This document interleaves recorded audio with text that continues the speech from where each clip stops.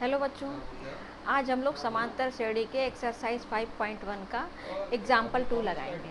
ठीक है, अब एग्जाम्पल 2 में देखिए क्या दिया हुआ है। कहा है कि ये 4 सीरीज दी हुई हैं और कहा है बताइए ये एपी में है या नहीं। एपी का मतलब अर्थमेटिक प्रोग्रेशन, मतलब समांतर श्रेणी में है या नहीं। ठीक है, और यदि इनमें से कोई समांतर श्रेणी में है तो उसके अगले 2 पद भी लिखिए। ठीक है, जैसे मान लीजिए यहाँ तक हो गया, इसका नेक्स्ट 2 टर्म, या ये है तो इसका नेक्स्ट 2 टर्म, या इसका जो भी समांतर श्रेणी में होगा उसका अगर वो है तो उसका नेक्स्ट 2 टर्म लिखना है। तो सबसे पहले हम लोग पहले वाले पे आया जाए। अगर हमको ये पता करना है कि समांतर श्रेणी में है या नहीं तो इनके बीच का डिफरेंस सेम होना चाहिए। ठीक है, तो हम लोग क्या किया जाए, पहला लिया जाए 4, 10, 16 और 22। हम लोग कह सकते हैं कि A2 माइनस A1, ये A1 है, ये A2 है, ये A3 है और ये A4 है। ठीक है, तो हम लोग ऐसे कर लो, A1 इज इक्वल टू 4, या इसी में लिख लेते हैं, ये A1 है, ये A2 है, ये A3 है और ये A4। तो A2 में से A1 माइनस करेंगे तो वो डिफरेंस निकलेगा कितना, 10 माइनस 4 इज इक्वल टू 6। फिर A3 में से A2 माइनस करेंगे कितना आएगा, 16 माइनस 10 इज इक्वल टू 6। फिर A4 में से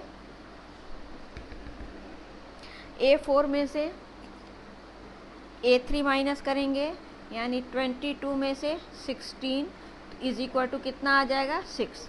ठीक है, और चूंकि A2 माइनस A1 क्या होता है, डिफरेंस होता है, तो हम लिख सकते हैं चूंकि इनके बीच का डिफरेंस सेम है,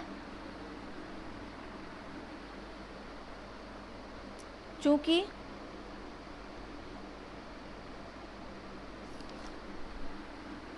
प्रत्येक बार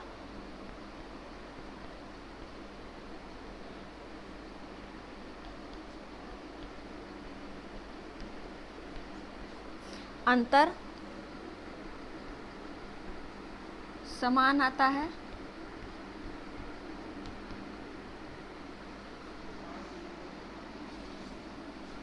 अतः दी गई श्रेणी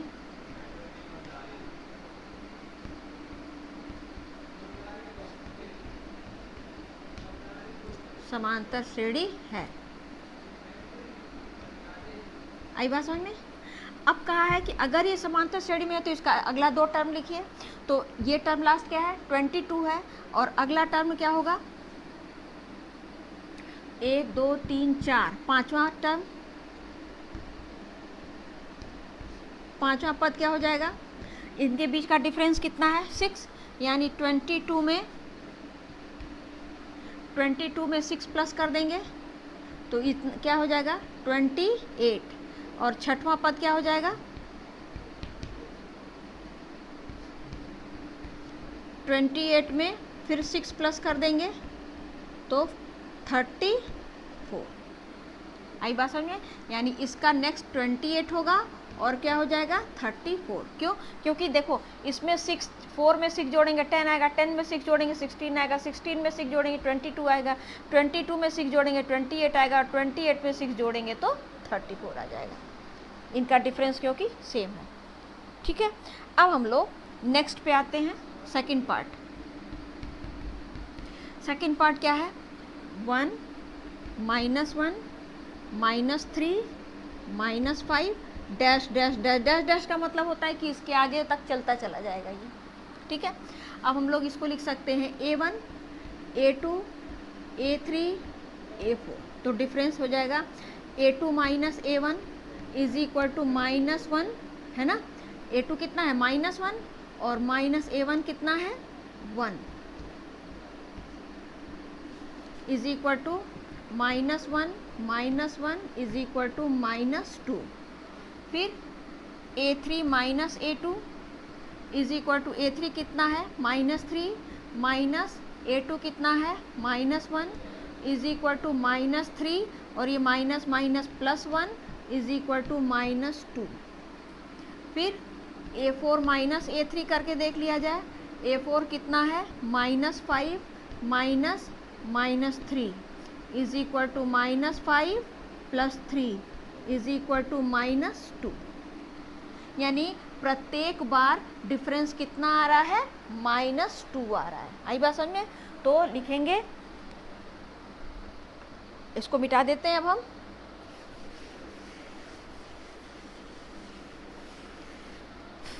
तो हम लोग लिखेंगे चूंकि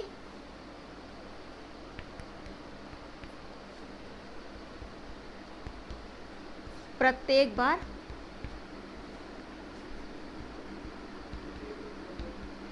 सार्वंतर समान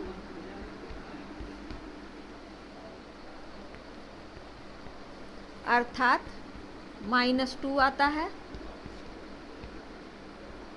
अतः दी गई श्रेणी समांतर श्रेणी है।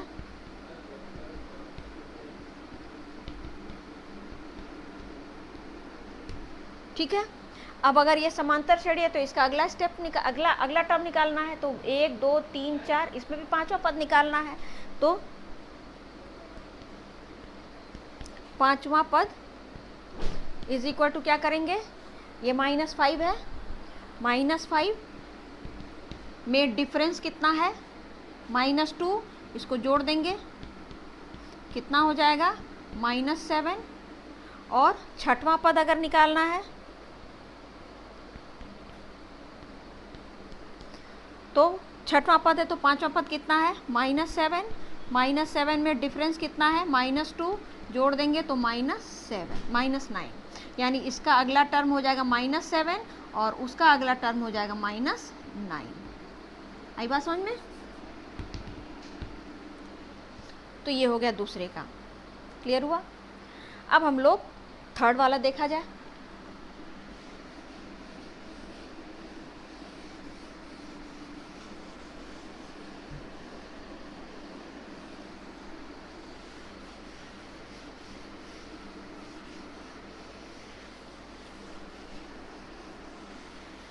अब थर्ड में देखा जाए क्या आता है। -2 2 -2 2 -2 डैश डैश। ठीक है। ये क्या है, ये A1, ये क्या है A2 A3 A4 A5 है ना। तो हम लोग किया जाए A2 - A1 is equal to A2 कितना है 2 माइनस A1 कितना है -2 is equal to 2 + 2 is equal to 4। ये हम लोग जो भी A2 - A1 जो भी निकाले वो क्या होता है डिफरेंस, यानी इसको D भी लिख सकते हैं। यानी हम लोग D इज इक्वल टू भी लिख सकते हैं क्या, A3 - A2 is equal to A3 कितना है -2 माइनस A2 कितना है 2 is equal to -2 is equal to -4। और A4 में से अगर A3 को माइनस किया जाए कितना है, A4 है 2 माइनस A3 है -2 is equal to 2 + 2 is equal to 4। या D वैसे इतने से ही पता चल जाएगा। A5 में से A4 माइनस किया जाए तो हम लोग लिख सकते हैं -2 माइनस A4 कितना है 2 is equal to -2 is equal to -4। अब देखो ये दो डिफरेंस सेम है, ये दो डिफरेंस, यानी कि सारे टर्म्स का डिफरेंस क्या है प्रत्येक बार, चूंकि सार्वंतर समान नहीं है अतः ये समांतर श्रेणी नहीं है। चूंकि प्रत्येक बार सार्वंतर यानी D समान नहीं है अतः दी गई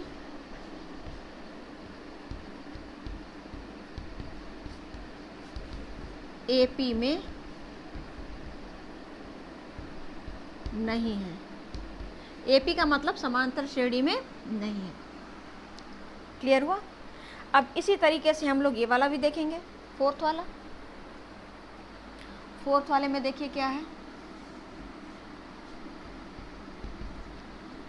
1 1 1 2 2 2 3 3 3 है ना, डैश डैश डैश। अब देखो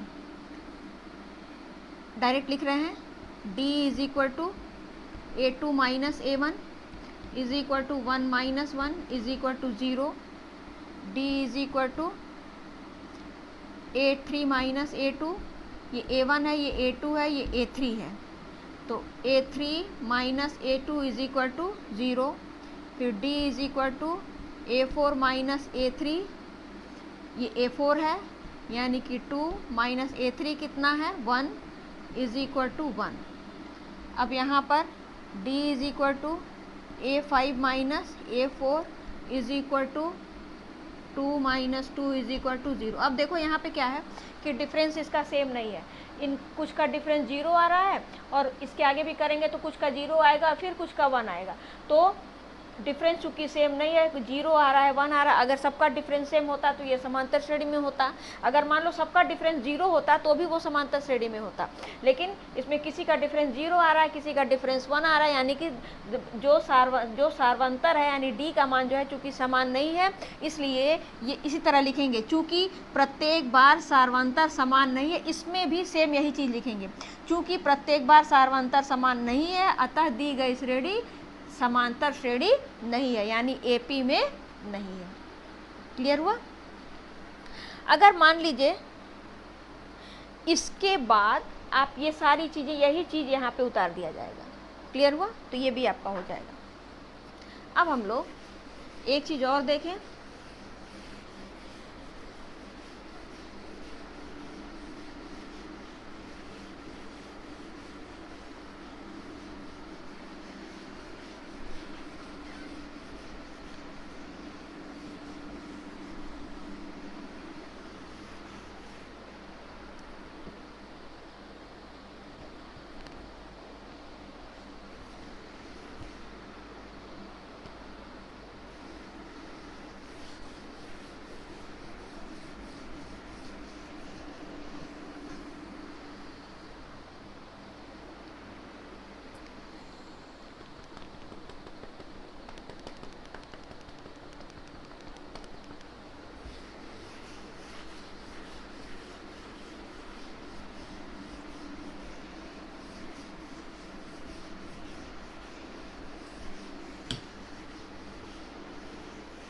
अब अगर मान लो कोई एक सीरीज दी हुई है, जैसे मान लो कि दी हुई है 3 3 3 3 इस तरह दिया हुआ है, और पूछा जाए बताइए ये श्रेणी समांतर श्रेणी में है या नहीं, तो देखो a1 a2 a3 और a4, a1 a2 a3 और a4 ये है, तो हम लोग लिख सकते हैं d is equal to a2 minus a1 is equal to 3 minus 3 is equal to 0, या d is equal to a3 minus a2 is equal to 3 minus 3 is equal to 0, या d is equal to a4 minus a3 is equal to 3 minus 3 is equal to 0। तो चूंकि सबका सार्वंतर समान है, चूंकि प्रत्येक बार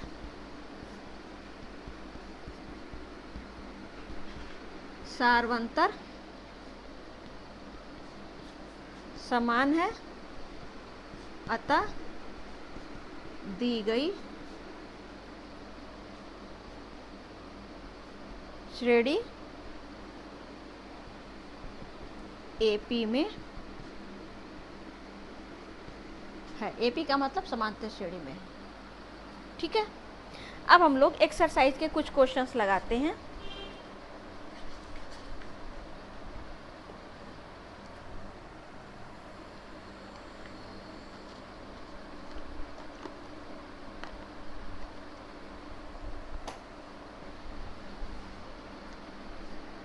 अब देखो हम लोग एक्सरसाइज के कुछ क्वेश्चंस लगाते हैं।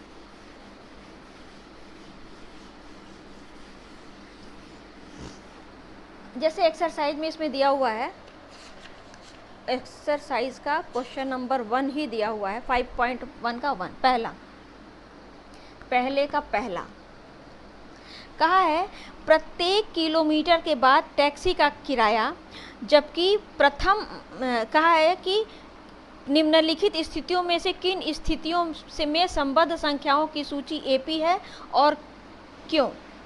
प्रत्येक किलोमीटर के बाद का टैक्सी का किराया, जबकि प्रथम किलोमीटर के लिए किराया 15 रुपये है और प्रत्येक अतिरिक्त किलोमीटर के लिए किराया 8 रुपये। अब देखो कहा है कि कोई टैक्सी है वो चलती है और कहता है कि जो पहला किलोमीटर कोई व्यक्ति चलता है तो उसका किराया वो लेता है 15 रुपीज़। ये है, मान लो ये 1 किलोमीटर है, ये शुरू है, यहाँ पर क्या हुआ 1 किलोमीटर की दूरी हुई,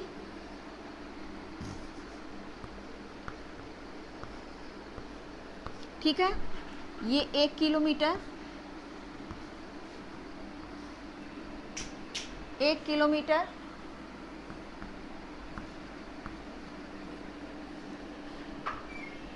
किलोमीटर, और इसके आगे ऐसे और चलता चला जाएगा। कहा है कि एक टैक्सी वाला है और वो जब यहाँ से स्टार्ट करता है और पहला 1 किलोमीटर चलता है तो वो 15 रुपीज़ लेता है, और इसके बाद यदि किसी को जितना भी किलोमीटर आगे जाना होता है उसमें 8 रुपीज़ प्लस कर लेता है, यानी 15। जैसे अब मान लो किसी को यहाँ उतरना हुआ तो उसे 15 रुपीज़ लेगा, किसी को यहाँ उतरना होगा तो उसे 15 प्लस 8 रुपीज़ लेगा, और जिसको यहाँ पर उतरना होगा, जैसे मान लो ये पॉइंट ए ओ से शुरू किया, ये ए बी और सी और डी, अगर किसी को ओ से बी पर जाना हुआ तो वो 15 प्लस 8 रुपीज़ लेगा, किसी को ओ से सी पर जाना हुआ तो 15 rupees plus 8 rupees plus 8 rupees.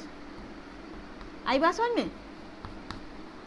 और किसी को ओ से डी पर जाना होगा तो 15 रुपीज़ प्लस 8 और प्लस 8। आई बात समझ में। यानी कि उसको जब ओ से ए जाएगा, अगर कोई व्यक्ति ओ से ए जाता है तो उसको कितना रुपए लगता है, 15 रुपये लगता है। जब कोई ओ से बी जाता है तो वो ओ से ए जाने का और प्लस ए से बी जाने का किराया लेगा 15 और प्लस 8। आई बात समझ में। और फिर अगर कोई ओ से सी जाता है तो वो पहले ओ ए का किराया लेगा, फिर ए बी का किराया लेगा और फिर बी सी का किराया लेगा, इज इक्वल टू, यानी पहले 15 लेगा प्लस 8 और प्लस 8। आई बात समझ में। और अगर कोई ओ डी पर जाना चाहता है तो पहले वो ओ ए का किराया लेगा, फिर ए बी का किराया लेगा, फिर बी सी का किराया लेगा और फिर सी डी का किराया लेगा, यानी 15 प्लस 8 और प्लस 8। आई बात समझ में। इसी तरह से आगे अब इनको हम लोग रख करके देखते हैं कि अगर कोई ओ ए जाता है तो ओ ए यानी 15, ओ से बी जाता है तो 15 प्लस 8 यानी कि 23, और अगर कोई ओ से सी जाता है 31, कोई ओ से डी जाता है तो कितना हो जाएगा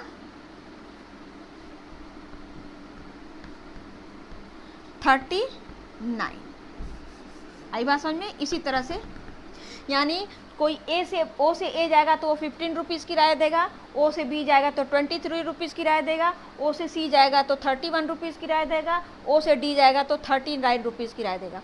अब ये पूछा है कि बताइए ये समांतर श्रेणी में है या नहीं, तो डिफरेंस निकाल लीजिए। ये A1 हो गया, ये A2 हो गया, ये A3 हो गया और ये क्या हो जाएगा A4। अब चूँकि अभी हम लोग 8 का डिफरेंस किए ही हैं तो आप कर लो। A2 minus D is equal to A2 minus A1 is equal to 23 minus 15 is equal to 8, D is equal to A3 minus A2 is equal to 32 minus 23 is equal to 8, 31 minus 23, D is equal to A4 minus A3 is equal to कितना है 39 minus 31 is equal to 8। और चूंकि प्रत्येक बार difference same आ रहा है इस वजह से क्या हो जाएगा, ये जो पूरा दिया हुआ है, ये क्या कहते हैं इसको, जो प्रश्न दिया हुआ है वो किस में है, वो समांतर श्रेणी में है। वैसे तो इसको निकालने की कोई ज़रूरत नहीं थी, यहाँ पर ही देख करके पता चल जा रहा था कि 15 रुपीज़ पहले, उसके बाद हर बार 8 रुपीज़ बढ़ जा रहा है। जब 8 रुपीज़ बढ़ जाए यानी हर 1 किलोमीटर के बीच का डिफरेंस के पैसे में कितने का डिफरेंस आएगा, 8 रुपये का डिफरेंस आएगा हर एक पे। चाहे तो आप ऐसे कर लीजिए डायरेक्ट, और चाहे तो ऐसे लगा के कर लीजिए, ठीक है। तो डिफरेंस इनका सबका सेम है। अब आगे लिखा जाएगा, चूँकि प्रत्येक पद का सारवंतर क्या है, प्रत्येक बार सारवंतर 8 है, अतः ये जो स्टेटमेंट है ये दिया गया प्रश्न समांतर श्रेणी में है, ठीक है ना। इसको आप लोग खुद लिखेंगे, चूंकि प्रत्येक बार सारवंतर का मतलब डिफरेंस सेम है, इसलिए दिया गया प्रश्न समांतर श्रेणी में है, या दिए गए प्रश्न का कथन समांतर श्रेणी में है। क्लियर हुआ। अब अगला देखो,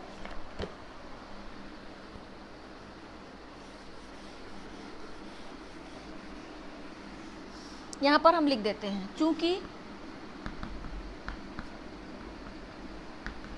प्रत्येक बार सारवंतर समान है, अतः दिए गए प्रश्न का कथन एपी यानी समांतर श्रेणी में है, ठीक है।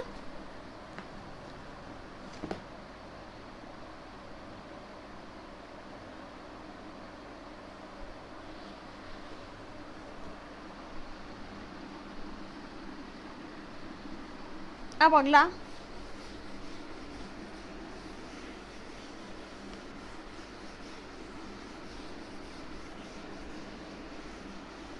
अब इसका सेकंड पार्ट है कि एक सिलेंडर